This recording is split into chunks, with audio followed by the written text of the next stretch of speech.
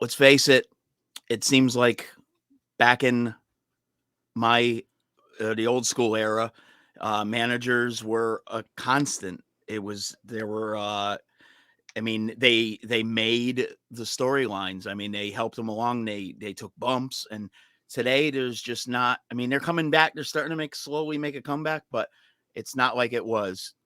Not like, in my opinion, anyways. And honestly, I do got to agree with you on that take there when it comes to managers because nothing beats old school when it comes to, having that manager or valet by the wrestler side.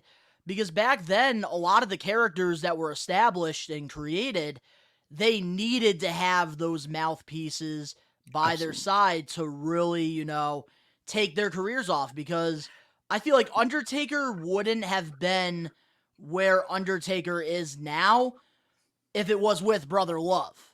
No. If he, but having Paul Bearer Yes. by his side, I think really made such a huge difference in his career and why we were able to have this evolution of The Undertaker for all these years. Absolutely, because he couldn't talk for himself, really. I mean, he did a little bit, but I mean, for the most part, managers, like you said, were a mouthpiece. A lot of the wrestlers were from, either couldn't speak English or, they were like beasts and, had crazy gimmicks and they just, couldn't talk, and so they needed that manager there for him. And that's the thing, like, I feel like in today's wrestling, a lot of these guys are very talented in the ring, very talented, but they're missing the manager. Some of them could really use a mouthpiece to really elevate them and take their careers to the next level. Absolutely,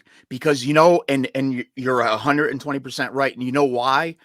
Because I'll tell you what else is missing, and the reason you're saying that is because what's also missing is promos. These wrestlers have hardly little to no promo skills at all. You see here, And that's where I'm going to somewhat disagree. I feel like the promo work is not the problem. Some of the guys should not talk on a microphone. But I think majority of the wrestlers, when they have the freedom to cut a promo and they're not being scripted like Vince McMahon, I feel like they definitely can cut a great promo. And I think we've seen that with AEW, and we're starting to see it now with Triple H running WWE. yeah, if it's not scripted, yes, I give you that.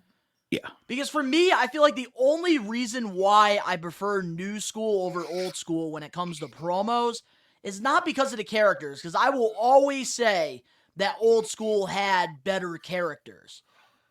But when it comes to the promos nowadays, and I think a lot of it maybe has to do with the Attitude Era, I feel like it comes off not cartoony. It comes off more real. Yeah, I'll give you that. If that makes any sense. No, absolutely, absolutely. That's why I liked the like the mid 80s to late 90s, because 1993 or late 92 to 93 is when it really, like, the new generation WWF is when it really started getting cartoony. Yeah. And like with Doink the Clown and, believe me, you know what? I would still take all that over not having characters, but it became really kind of like silly. It became like a big, because of the 90s with all the flashy colors and, I mean, look at what they did with Crush, going from Demolition to then going to that, wearing that stupid bright orange and yellow. I mean, he just looked, it was just. Yeah, it was like yellow and like purple. And yeah, it was anyways. Don't get me wrong, like looking back now, I do appreciate, the cartoon 90s. Oh, now I can because of the stuff like, nowadays. I feel like in the time, it must have sucked. Yeah. Yeah. Compared to what we had. Yes, it did. Mm-hmm. It was like, oh gosh, are you kidding me?